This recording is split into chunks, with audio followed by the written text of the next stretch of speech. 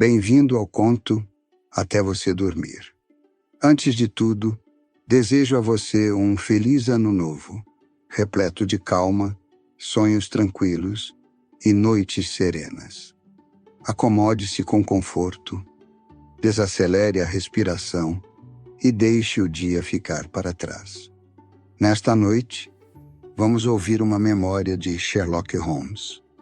Um relato sereno sobre um antigo amigo, um navio marcado pelo passado e um mistério que ecoa mais como lembrança do que como ameaça.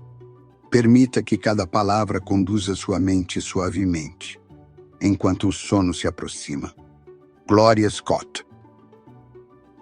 Tenho aqui alguns papéis e acho que valeria a pena você dar uma olhada, disse o meu amigo Sherlock Holmes numa noite de inverno em que estávamos sentados junto à lareira. São documentos referentes ao extraordinário caso do Gloria Scott. E esta é a mensagem que matou de horror o juiz de paz Trevor, quando a leu. Pegou em uma gaveta um pequeno cilindro embaçado, retirou o selo e entregou-me um bilhete rabiscado em meia folha de papel cinzento. O fornecimento de caça para Londres aumenta constantemente. O guarda-caça Hudson, segundo acreditamos, contou com o recebimento de papel caça-moscas para a preservação da vida dos seus fazões.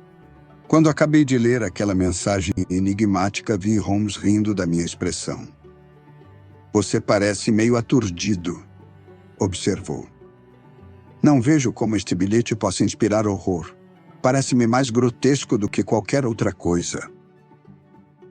É bem provável.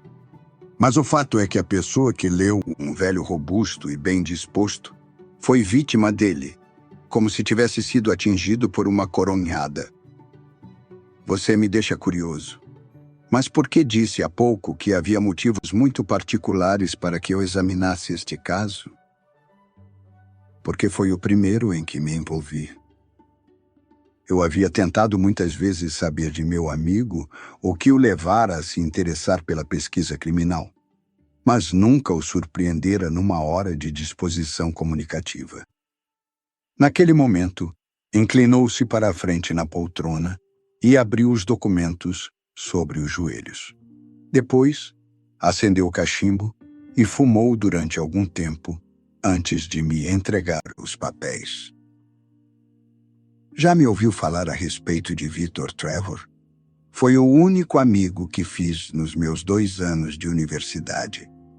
Nunca fui muito sociável, Watson, preferindo ficar sempre nos meus aposentos, elaborando métodos de raciocínio, e nunca me envolvi muito com os colegas de classe.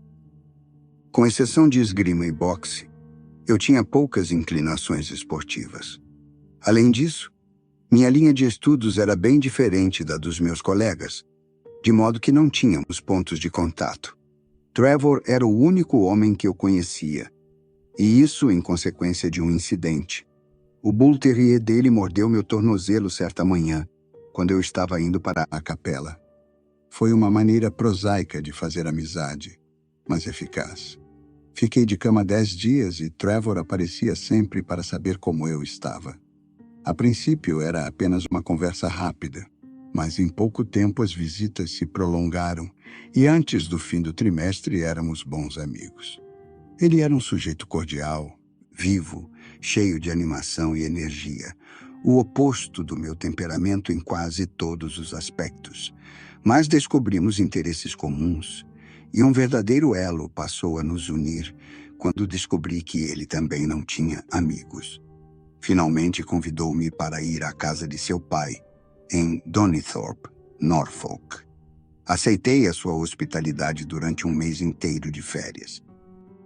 O velho Trevor era evidentemente um homem de posses e prestígio, juiz de paz e proprietário de terras.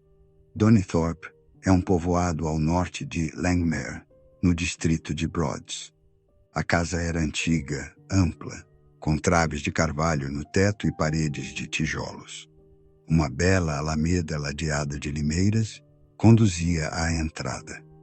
Os terrenos proporcionavam excelente caça aos patos selvagens, ótimos locais de pescaria E havia uma biblioteca pequena, mas seleta, herdada, segundo entendi, de um antigo morador. A comida era tolerável, de modo que uma pessoa exigente poderia passar ali um mês muito agradável. Trevor pai era viúvo e meu amigo, filho único. Soube que uma irmã morrera de difteria durante uma visita a Birmingham. O pai me despertou muito interesse.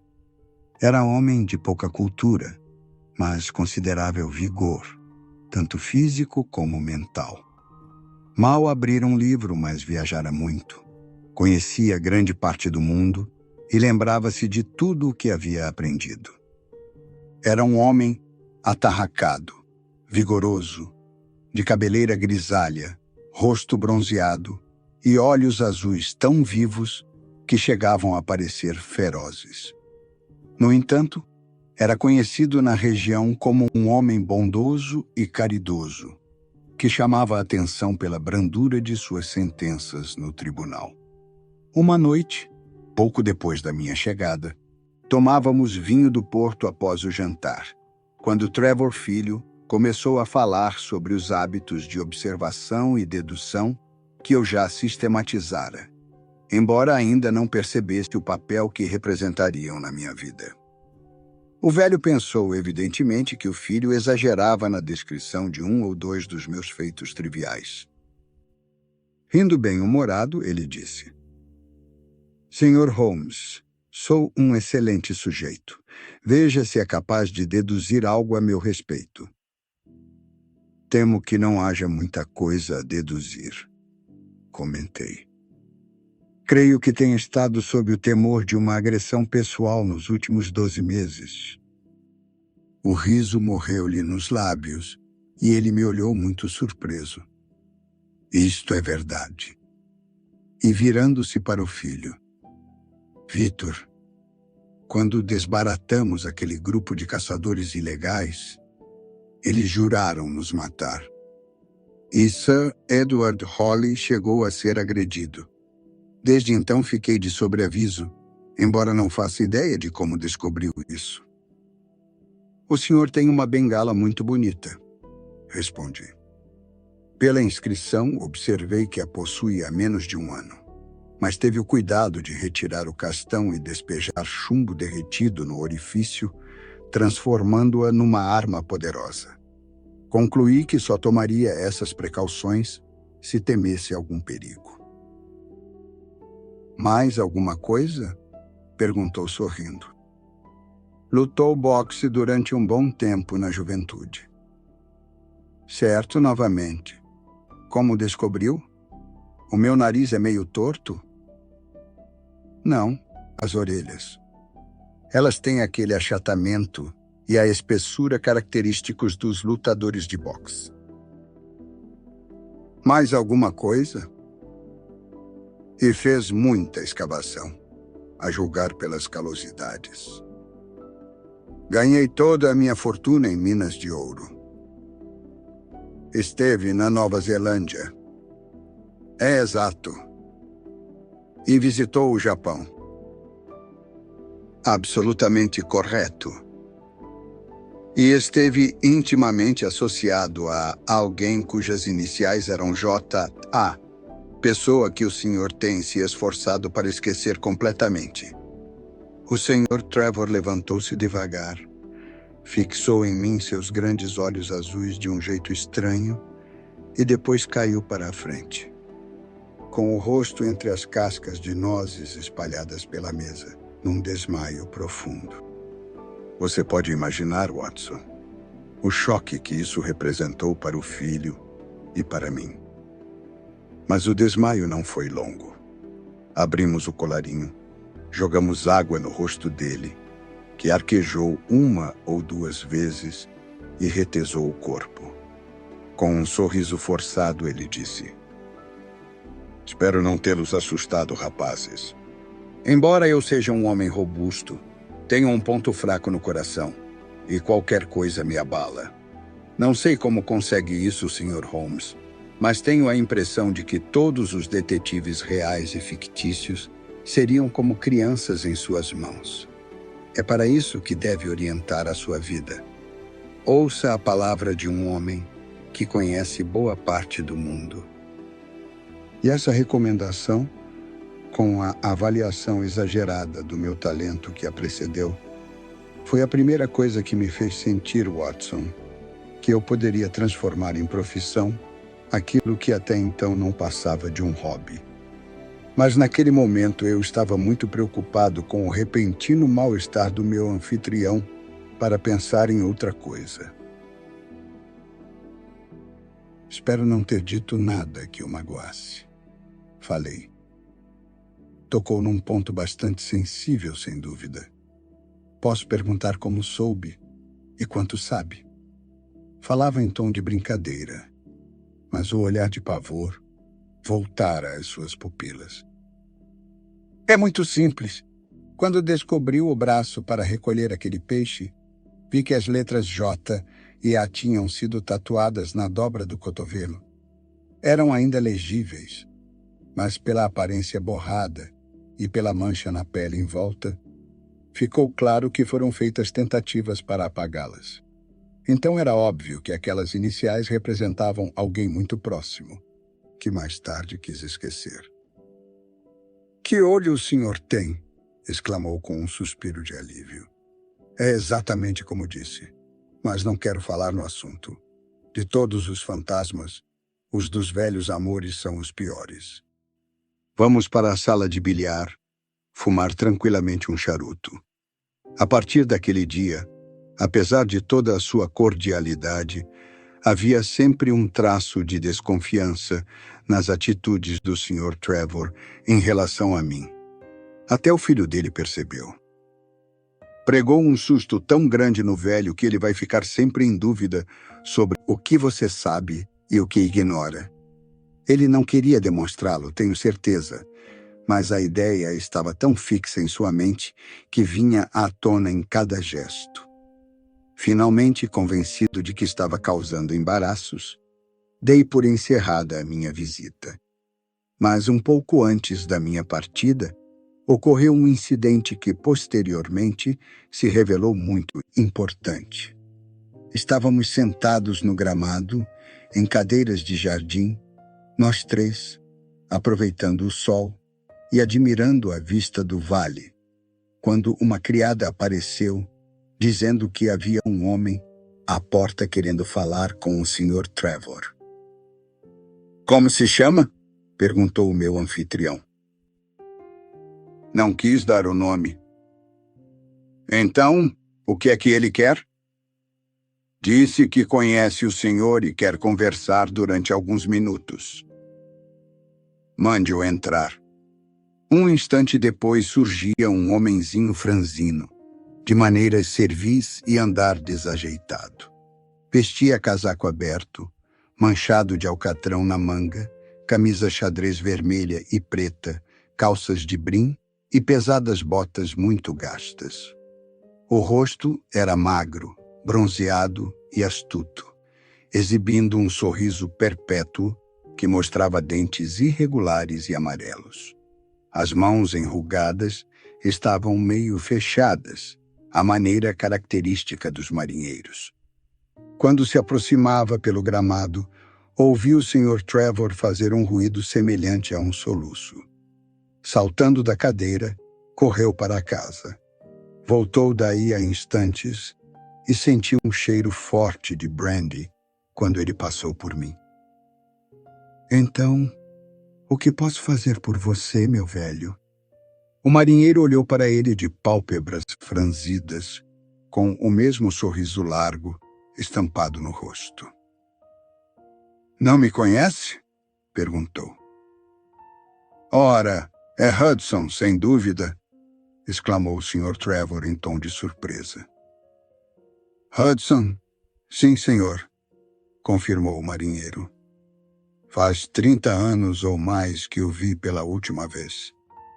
Está aqui bem instalado na sua casa, e eu continuo comendo carne salgada tirada do barril." "Não esqueci os velhos tempos", disse Trevor, aproximando-se do marinheiro e falando qualquer coisa em voz baixa. Depois, novamente em voz alta.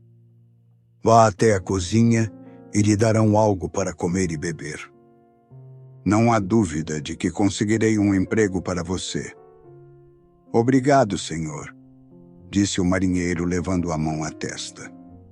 Acabo de cumprir um contrato de 2 anos num velho navio que faz 8 nós. E ainda por cima tem poucos tripulantes. Estou precisando de um descanso. Achei que conseguiria alguma coisa com o Sr. Beddoes. Ou com o senhor. Ah, sabe onde mora o Sr. Beddoes? Sei onde moram todos os meus velhos amigos, disse o sujeito com um sorriso sinistro. E afastou-se com a criada em direção à cozinha. O Sr. Trevor murmurou alguma coisa a respeito de ter sido companheiro daquele homem no navio quando voltava do trabalho nas minas. E deixando-nos no gramado, entrou em casa. 1 hora depois, quando entramos, o encontramos estirado e totalmente embriagado no sofá da sala. O incidente deixou-me uma impressão desagradável e não lamentei quando fui embora de Donnithorpe no dia seguinte, porque senti que a minha presença era motivo de embaraço para o meu amigo. Tudo isso ocorreu no primeiro mês das férias longas. Voltei ao meu apartamento de Londres, onde passei 7 semanas fazendo experiências de química orgânica. Um dia, quando o outono já ia adiantado e as férias estavam no fim, recebi um telegrama do meu amigo implorando que voltasse a Donnithorpe e dizendo que precisava muito de meu conselho e ajuda. Claro que larguei tudo e, mais uma vez, segui para o norte. Ele estava à minha espera na estação com um veículo pequeno e percebi de saída que os 2 últimos meses haviam sido muito difíceis para ele. Estava magro e preocupado, perdera o jeito barulhento e cordial que era sua característica. "Meu velho está morrendo", foram as suas primeiras palavras. "Impossível!" exclamei. "O que aconteceu?" "Apoplexia. Choque nervoso. Esteve por um triz o dia inteiro. Não sei se o encontraremos com vida." Como deve imaginar, Watson, fiquei horrorizado ao ouvir aquela notícia inesperada. "Qual foi a causa?" perguntei. "Ah, eis a questão. Entre e conversaremos no caminho. Lembra-se daquele sujeito que apareceu na véspera da sua partida?" "Lembro-me perfeitamente." "Sabe quem permitimos que entrasse em casa naquele dia?" "Não tenho a menor ideia." "O demônio, Holmes." Olhei para ele espantado. Sim, o próprio demônio. Não tivemos uma única hora de descanso desde então. Meu pai nunca mais ergueu a cabeça a partir daquela noite. E agora a vida o aniquilou. Está de coração partido. E tudo por causa do maldito Hudson. Que poder ele tinha? Eu daria tudo para saber. Meu pai, um homem bom, caridoso, como teria caído nas garras daquele miserável? Estou tão satisfeito porque você veio, Holmes. Confio no seu julgamento e na sua discrição, e sei que me aconselhará da melhor maneira possível. Disparávamos pela estrada branca e regular, com um longo trecho da planície estendendo-se à nossa frente e cintilando na claridade avermelhada do poente. Numa colina à esquerda, avistei as altas chaminés e a bandeira que indicavam a residência do senhor da região. Meu pai empregou o sujeito como jardineiro, disse meu amigo. E como isso não o satisfez, foi promovido a mordomo. Ele parecia dominar a casa. Ele a percorria à vontade e fazia o que bem entendia. As criadas queixaram-se de sua constante embriaguez e da linguagem grosseira. Papai aumentou o ordenado de toda a criadagem para compensar o aborrecimento. O sujeito era capaz de pegar a barca e o melhor rifle de meu pai e sair para pequenas caçadas. E tudo isso com um ar tão zombeteiro e insolente que eu seria capaz de esmurrá-lo 20 vezes por dia se fosse um homem de minha idade. Precisei controlar-me ao máximo durante todo esse tempo, Holmes, e agora me pergunto se não teria sido mais sensato tomar uma atitude. As coisas foram de mal a pior, e aquele animal, Hudson, passou a ficar cada vez mais ousado, até que por fim, quando respondeu de modo insolente ao meu pai na minha presença, agarrei-o pelo braço e expulsei-o da sala. Afastou-se lívido, com um olhar venenoso, murmurando mais ameaças do que sua língua poderia expressar. Não sei o que se passou entre meu pobre pai e ele depois disso, mas papai me procurou no dia seguinte perguntando se eu me importaria de pedir desculpas a Hudson. Eu me recusei, como você bem pode imaginar, e perguntei por que ele permitia que um miserável como aquele tomasse essas liberdades com ele próprio e com sua casa. Ah, meu filho, falar é fácil, mas você não sabe em que situação eu estou. Um dia saberá, Victor. Eu farei com que saiba, aconteça o que acontecer. Você não acredita que seu pai seria capaz de cometer algo de mal, não é mesmo? Estava muito comovido e trancou-se o dia inteiro no escritório. Vi pela janela que estava escrevendo. Naquela noite aconteceu uma coisa que nos causou um grande alívio. Hudson disse que iria embora. Entrou na sala onde estávamos sentados depois do jantar e anunciou sua intenção, com a voz pastosa de um homem meio embriagado. Estou farto de Norfolk.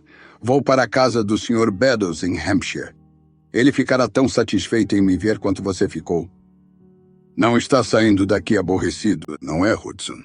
Disse meu pai, num tom humilde que fez meu sangue ferver. Ainda não recebi o meu pedido de desculpas. Falou sombrio, olhando na minha direção. Victor, você reconhece que foi um tanto brusco com este sujeito?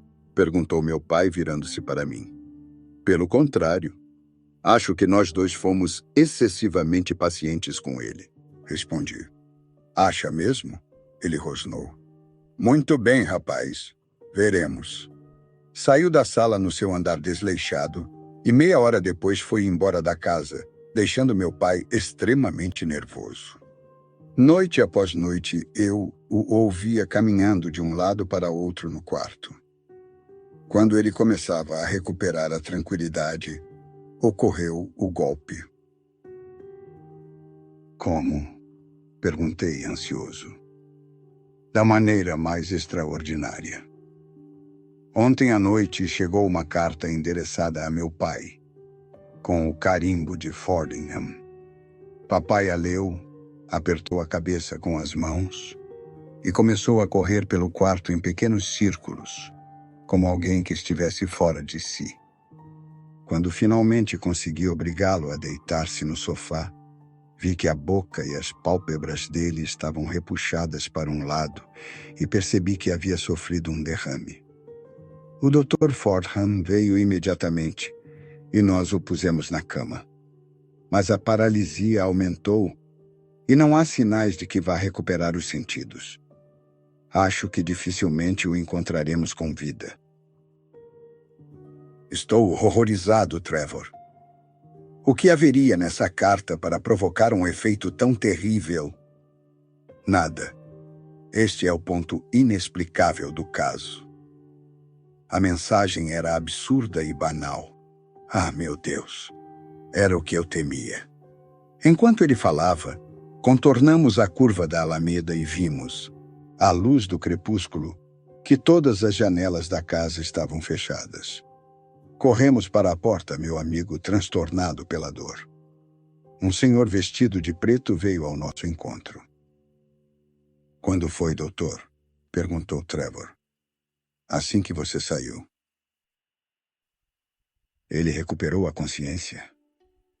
Por um instante, antes de morrer. Algum recado para mim?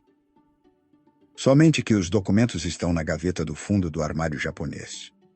Meu amigo subiu com o médico até os aposentos do morto e eu fiquei no escritório, analisando o caso e sentindo-me deprimido como nunca me sentira antes. Qual seria o passado de Trevor? Pugilista, viajante, mineiro? E como ficara à mercê daquele marinheiro agressivo? Por que teria desmaiado ao ouvir uma alusão às iniciais quase apagadas, tatuadas no seu braço, para depois morrer de susto ao receber uma carta de Fordingham? Então lembrei-me de que Fordingham ficava em Hampshire e que o tal Sr. Beddoes, a quem o marinheiro iria visitar e provavelmente chantagear, morava naquela região. Portanto, a carta poderia ser de Hudson, o marinheiro, dizendo que tinha revelado o terrível segredo que parecia existir, ou então de Beddoes, prevenindo um velho amigo de que a traição era iminente. Até aí tudo parecia bem claro. Mas nesse caso, como aquela carta poderia ser banal e grotesca, segundo a descrição do filho? Não devia tê-la entendido. Nesse caso, deveria ser um daqueles engenhosos códigos secretos que dizem uma coisa e parecem significar outra. Eu precisava ler a carta. Se houvesse algum significado oculto, eu tinha a certeza de conseguir descobri-lo. Fiquei mais de uma hora refletindo sobre a questão no escuro, até que uma criada em prantos entrou com um lampião, seguida do meu amigo Trevor, pálido e controlado, trazendo estes documentos que estão aqui nos meus joelhos.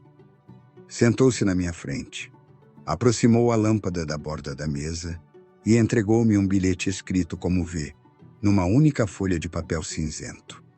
O fornecimento de caça para Londres aumenta constantemente. O guarda-caça Hudson, segundo acreditamos, contou com o recebimento de papel caça-moscas para a preservação da vida dos seus fazões.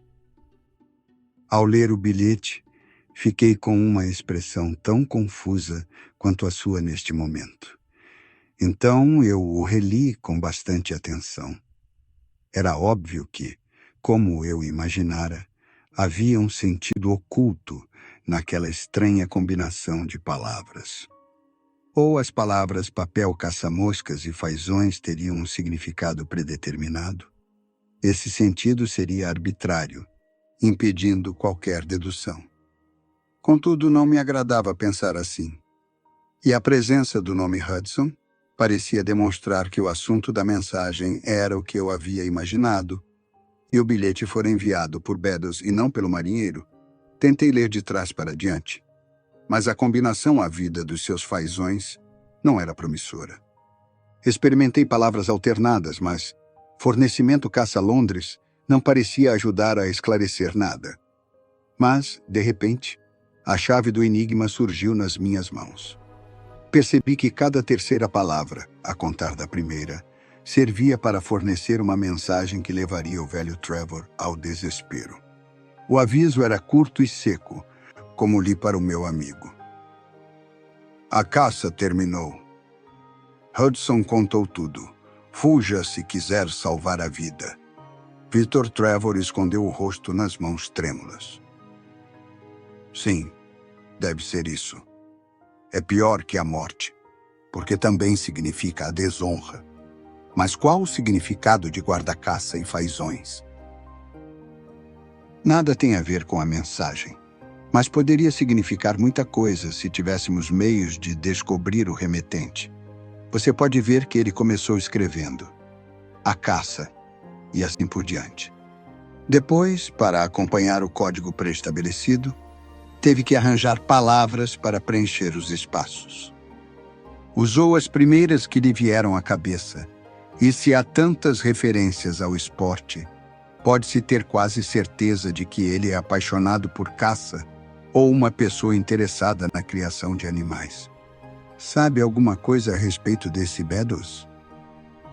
Agora que você mencionou isso, lembro-me de que papai costumava receber convites para caçar nas terras dele no outono.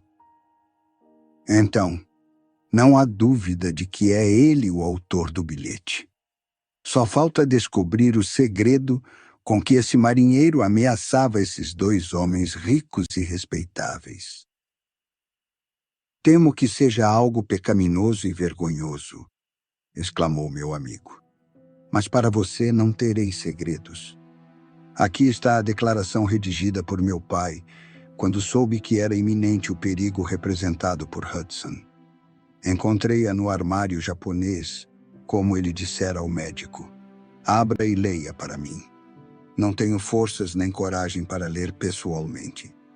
Estes são os documentos que ele me entregou, Watson. Eu os lerei para você, como os li no velho gabinete naquela noite. Estão endossados no envelope, como você pode ver. Detalhes da viagem do Brig Gloria Scott, que zarpou de Falmouth no dia 8 de outubro de 1855 e naufragou a 15 graus e 29 minutos de latitude norte, 25 graus 14 minutos de longitude oeste, no dia 6 de novembro. O documento tem a forma de carta e diz o seguinte: Meu querido filho, agora que a desgraça se aproxima, obscurecendo os últimos anos de minha vida, posso escrever com toda a veracidade e franqueza que não é o terror da justiça, não é a perda de minha posição aqui no condado, nem a queda aos olhos de todos os que me conheceram que angustiam meu coração, e sim a ideia de que você se envergonhará de mim. Você que me ama e que raras vezes, espero, deixou de ter motivos para me respeitar. Mas, se o golpe que me ameaça for desferido, espero que você leia esta carta e saiba diretamente por mim até que ponto fui culpado. Por outro lado, se tudo correr bem, que Deus o permita, e se por acaso este documento não for destruído e cair nas suas mãos, suplico por tudo o que há de mais sagrado, pela memória de sua querida mãe e pelo amor que entre nós existia, que o atire ao fogo e nunca mais volte a pensar nele. Mas, se seus olhos forem além desta linha, sei que já terão me denunciado, arrastado para fora de minha casa, ou, o que é mais provável. Você sabe que tenho o coração fraco. Meus lábios estarão fechados para sempre pela morte. Em ambos os casos, o tempo de guardar o segredo se esgotou, e todas as palavras que eu disser serão a pura verdade. Juro pela minha salvação eterna. Meu nome, querido filho, não é Trevor. Fui James Armitage na juventude, e você compreende agora o choque que tive algumas semanas atrás, quando o seu colega de universidade me disse palavras que pareciam sugerir a descoberta do meu segredo. Foi como Armitage que ingressei numa firma bancária de Londres, e como Armitage fui condenado por infringir as leis do meu país e recebi a pena do degredo. Não me julgue com muita severidade, meu filho. Era uma dívida de honra. Como é chamada, que eu precisava, e usei um dinheiro que não era meu, na certeza de devolvê-lo antes que houvesse qualquer possibilidade de darem pela falta. Mas fui perseguido pelo mais terrível azar. Não consegui a tempo o dinheiro que esperava, e um exame antecipado da contabilidade revelou o déficit. O caso poderia ter sido tratado com indulgência, mas a justiça era mais severa há 30 anos. E no meu 23º aniversário, eu estava acorrentado como um bandido, com 37 outros condenados, nos porões do Brig Gloria Scott, rumo à Austrália. Foi no ano de 1855, no auge da Guerra da Crimeia, e os velhos navios de condenados eram muito usados como meio de transporte no Mar Negro. O governo, portanto, era obrigado a utilizar embarcações menores e pouco adequadas para despachar seus prisioneiros. O Gloria Scott fora usado no comércio de chá da China, mas era antiquado, pesado e largo. As novas embarcações o haviam deixado para trás. Era um barco de 500 toneladas e, além dos 38 prisioneiros, levava uma tripulação de 26 marinheiros, 18 soldados, um comandante, 3 oficiais, um médico um capelão e 4 carcereiros. Quase 100 pessoas ao todo. Quando partimos de Falmouth, as divisões entre as celas dos condenados, em vez de serem de carvalho maciço, como é habitual nas embarcações de condenados, eram finas e frágeis. O homem que ficava perto de mim, do lado da popa, era uma pessoa que havia atraído minha atenção quando nos tinham levado até o cais. Era um rapaz de rosto claro e escanhoado, nariz longo e fino, maxilar protuberante. Mantinha a cabeça erguida num desafio.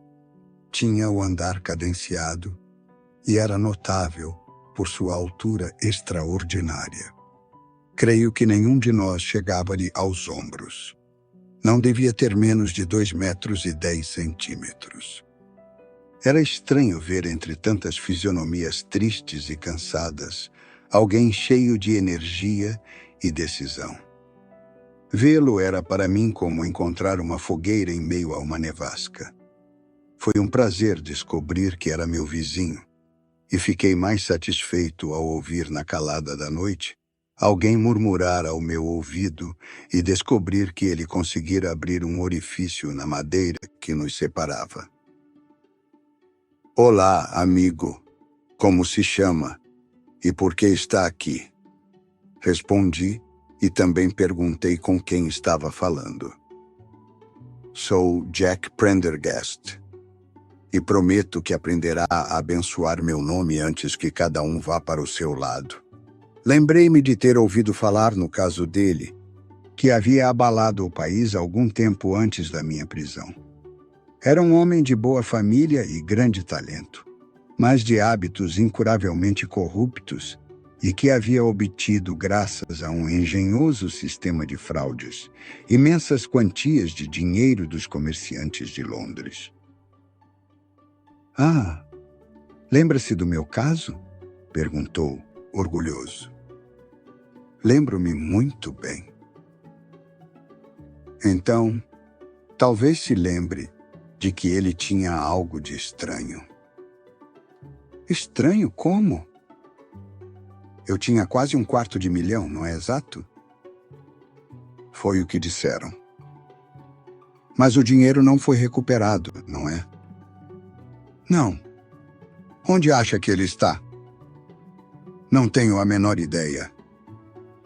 Está aqui mesmo, entre o meu polegar e o indicador, exclamou. Tenho mais libras em meu nome do que você cabelos na cabeça. Quem tem algum dinheiro, meu velho, e sabe manejá-lo e distribuí-lo, é capaz de fazer qualquer coisa.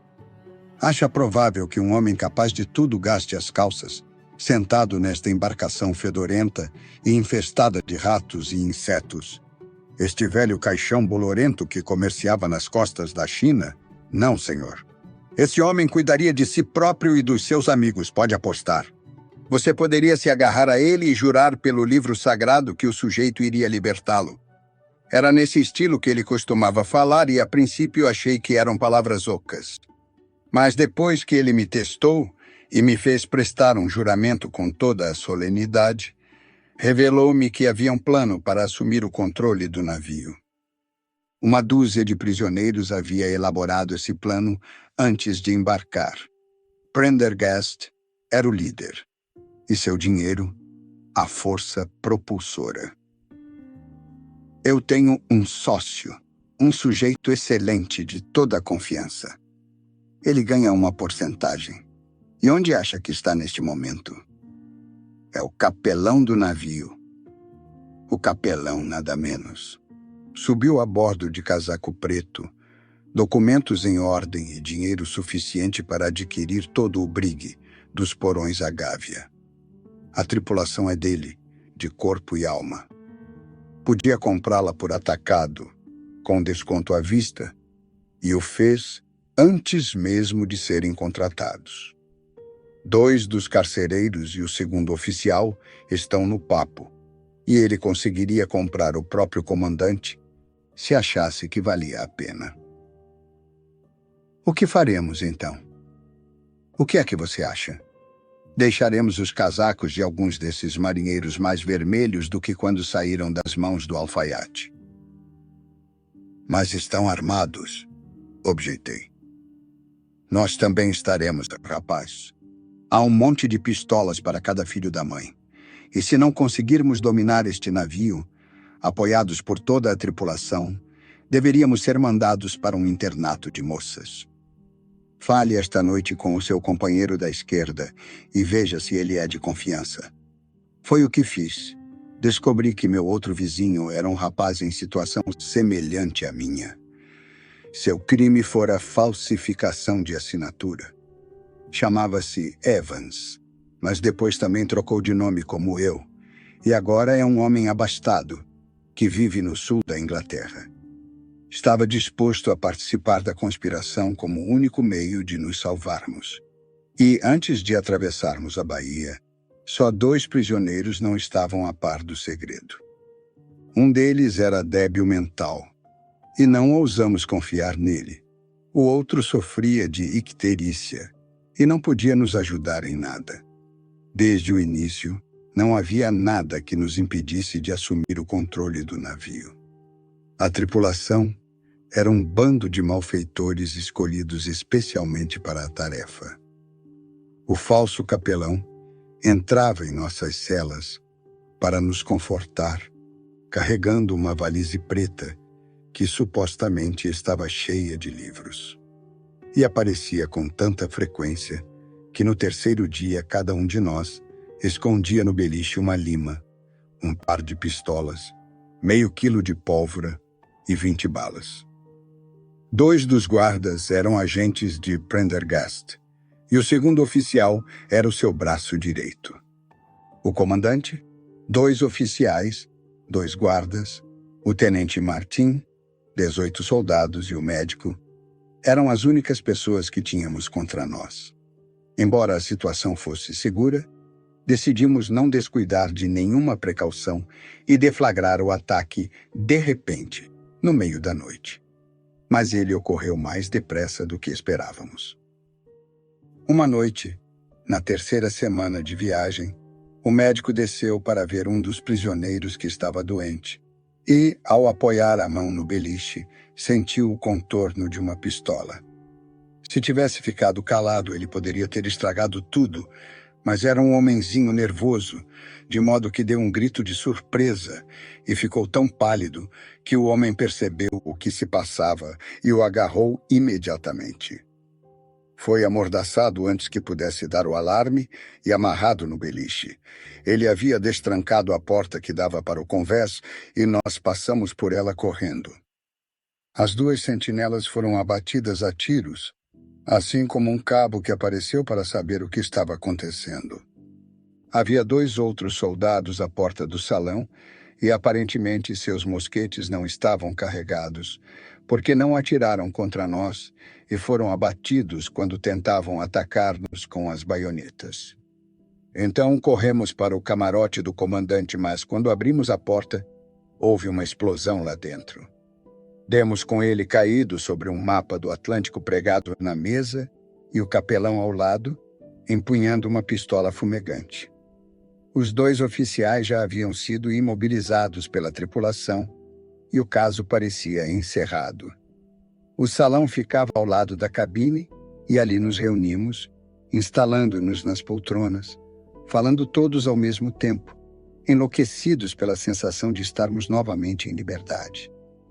Havia armários em todas as paredes e Wilson, o falso capelão, arrombou um deles e tirou dali uma dúzia de garrafas de xerez. Quebramos os gargalos e despejamos a bebida em canecas.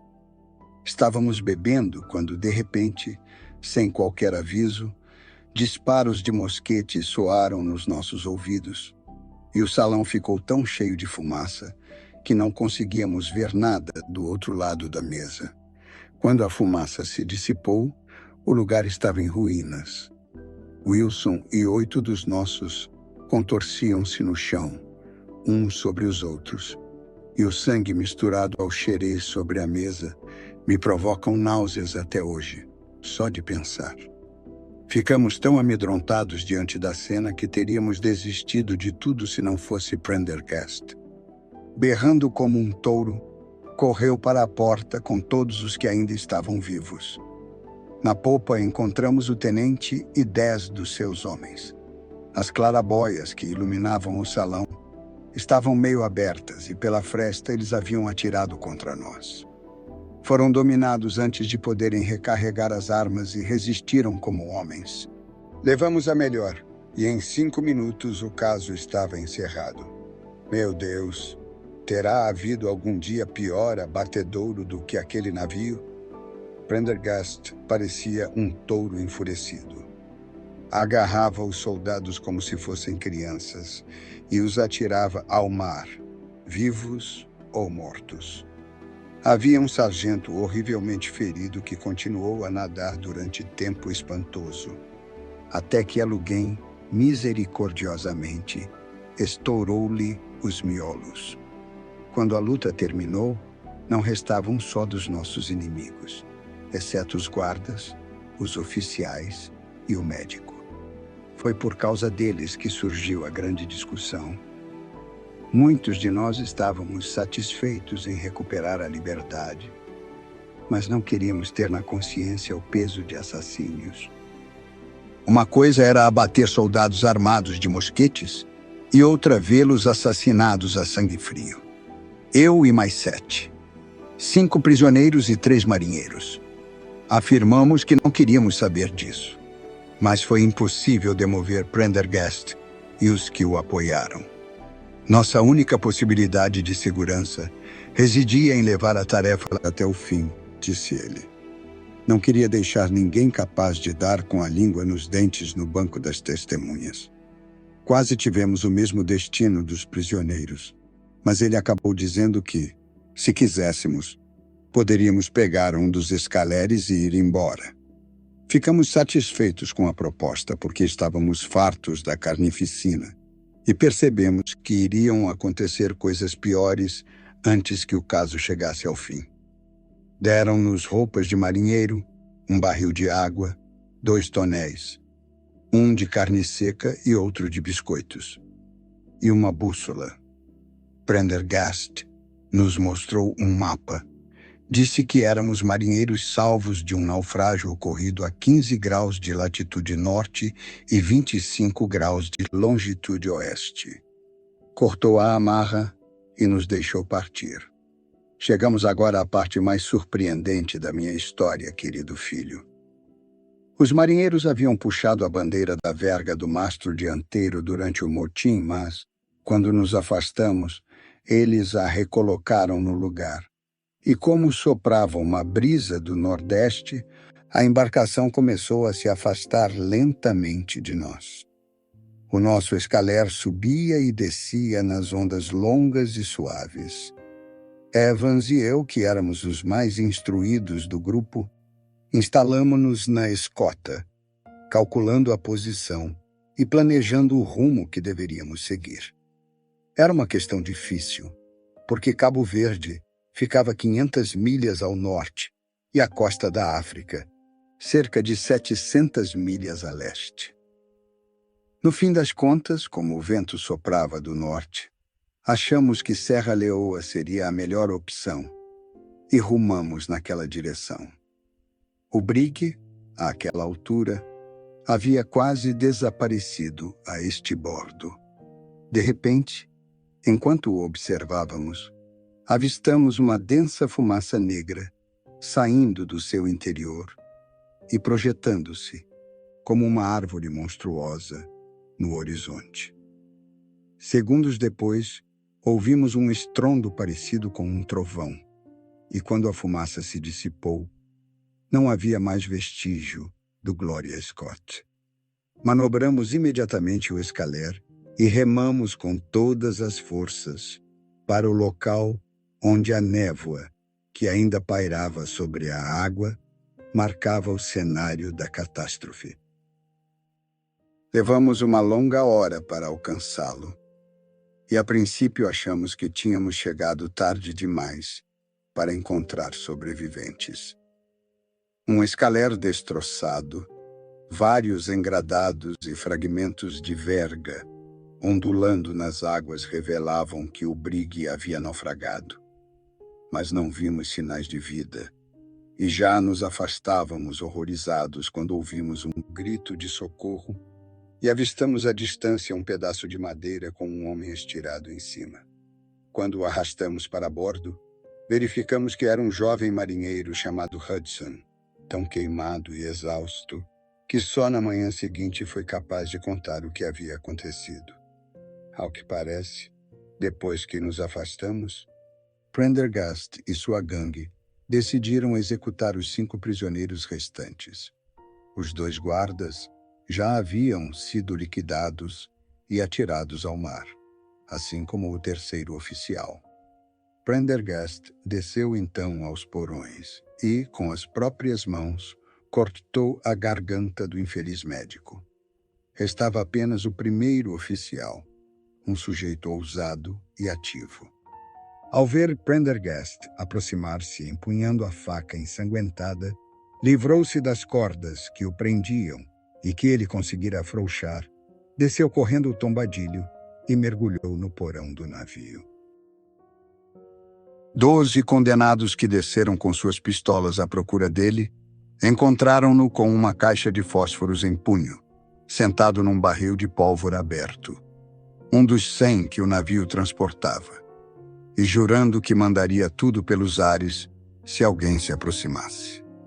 Um instante depois, ocorreu a explosão, embora, na opinião de Hudson, fosse causada pelo disparo de um dos condenados, e não pelo fósforo.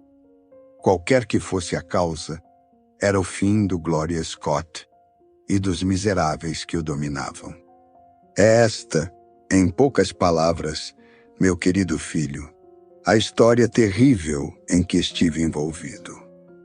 No dia seguinte, fomos recolhidos pelo Hotspur, que viajava para a Austrália e cujo comandante acreditou que éramos os sobreviventes de um navio de passageiros naufragado. O navio de transporte, Gloria Scott, foi dado como perdido no mar pelo almirantado e nunca se soube coisa alguma a respeito do seu verdadeiro destino. Após uma viagem excelente, o Hotspur nos deixou em Sydney, onde Evans e eu trocamos de nome e rumamos para as Minas. E não foi difícil nos livrarmos da antiga identidade em meio à multidão de homens de todas as nações. Não preciso contar o resto. Prosperamos, viajamos, voltamos à Inglaterra como colonos ricos e adquirimos propriedades no campo. Durante mais de 20 anos, vivemos uma existência tranquila e útil, esperando que o passado estivesse enterrado para sempre. Imagine o que senti quando, no marinheiro que nos procurou, reconheci imediatamente o homem que havíamos recolhido do naufrágio. Ele havia, não sei como, descoberto a nossa pista e decidido lucrar com os nossos temores. Você compreenderá agora por que procurei não brigar com ele e entenderá, até certo ponto, o medo que me dominou quando ele saiu daqui em busca de outra vítima a quem ameaçava delatar. No pé da página estava escrito numa letra tão trêmula que mal se podia ler. B2 escreveu em código dizendo que H contou tudo. Deus, tenha piedade de nós. Foi esta a narrativa que li naquela noite para o jovem Trevor, e acho, Watson, que naquelas circunstâncias foi muito dramática. O rapaz, desolado, resolveu ir para Terai plantar chá, e ouvi dizer que prosperou lá. Quanto ao marinheiro e a B2, nunca mais ouvi falar neles após o dia em que li a carta. Os 2 desapareceram completamente. Não foi apresentada queixa à polícia, de modo que B2 deve ter confundido uma ameaça com um fato. Hudson foi visto rondando pelas imediações, e a polícia acreditou que ele havia liquidado B2 e depois fugido. Mas eu acredito que ocorreu exatamente o oposto. O mais provável é que B2, levado ao desespero e julgando-se traído, vingou-se de Hudson e fugiu do país, levando todo o dinheiro em que conseguiu pôr as mãos. São estes os fatos do caso, doutor. E se forem úteis à sua coletânea, estão inteiramente a seu dispor. E assim, entre lembranças antigas e verdades sussurradas, deixamos esta memória descansar. Que sua mente desacelere, que o corpo relaxe e que o sono chegue leve e tranquilo. Boa noite e até o próximo conto.